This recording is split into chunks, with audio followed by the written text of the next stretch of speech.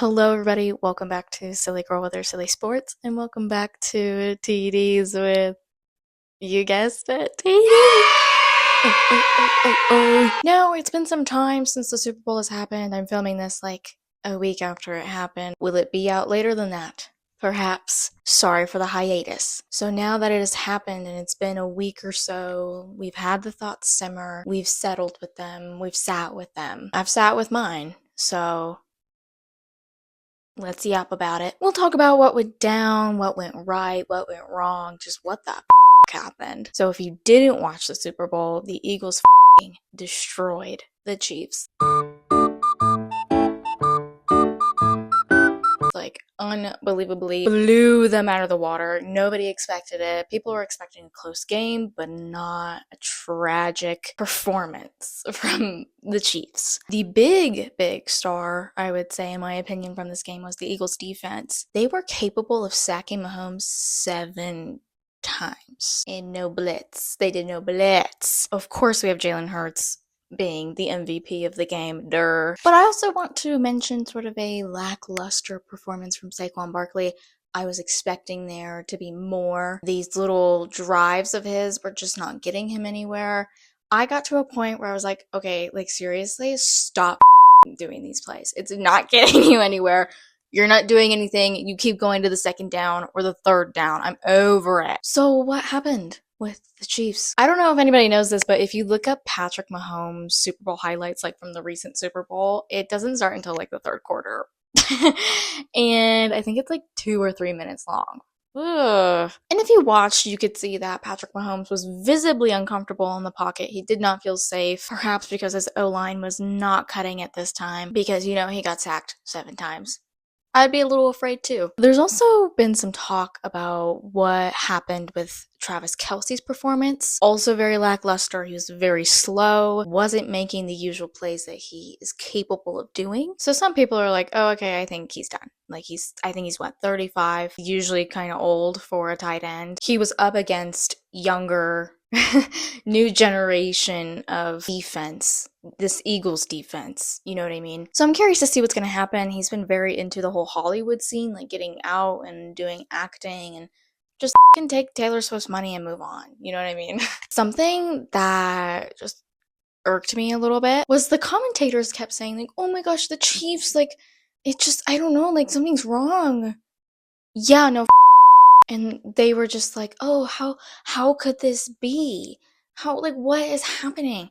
Oh, I don't know, maybe the Eagles are just good. Like, it was weird. They weren't giving the credit to the Eagles like they should have during the game, and it was pissing me off. Because like I said in the beginning, the Eagles defense is the clear star of the game. I also want to mention the sweet little, was it a pick six? Interception? Definitely an interception. I just don't remember if it was a pick six by Cooper DeJean on his birthday. Oh my gosh, he won on his birthday. That's so fun. He is in fact one of my new boyfriends. You, Cooper DeJean, are mine. Are mine! No! You are mine! Now I want to talk about something that I found to be quite silly from people's reactions. There's always been that talk of like, oh, it's scripted, the Chiefs are using black magic, whatever, right? Okay, so then when the Chiefs lose, oh no, it's scripted. No, they scripted this to happen. They wanted the drama. Be so for real. You're trying to tell me that the NFL scripts the entire season?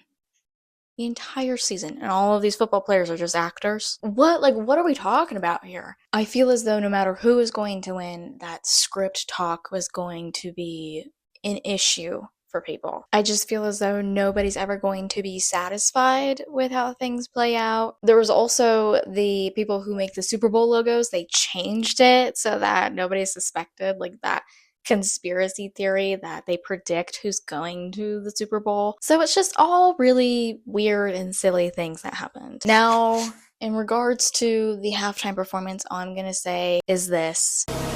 The revolution about to be televised. You picked the right time, but the wrong guy. And here's my controversial take. I have a controversial take. Seeing the Chiefs lose, oh my god, seeing the Chiefs lose actually made me sad. Like, I was like, oh, it sucks. Guys, I know. Okay?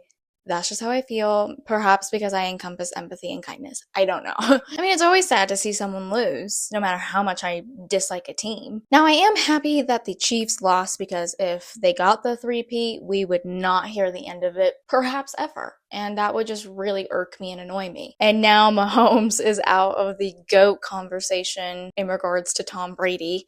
Which, I'm sorry, why are we comparing Mahomes to Tom Brady anyways? Tom Brady came out of retirement and beat Mahomes in past Super Bowls. Tom Brady has 7 Super Bowls under his belt. Why is Patrick Mahomes even in discussion when he has 2? His 2. I'm not denying that Mahomes is a good player. I just found it odd that someone like Tom Brady, who is like one of the best, I don't know, in my opinion, why be compared to someone down low? You know what I mean? Now, that was just my thoughts and opinions. Short, sweet, silly, just for you guys. Thank you so much for watching. I hope you learned something so cool and awesome. I love you all so very much, and I'll see you next time. Mwah.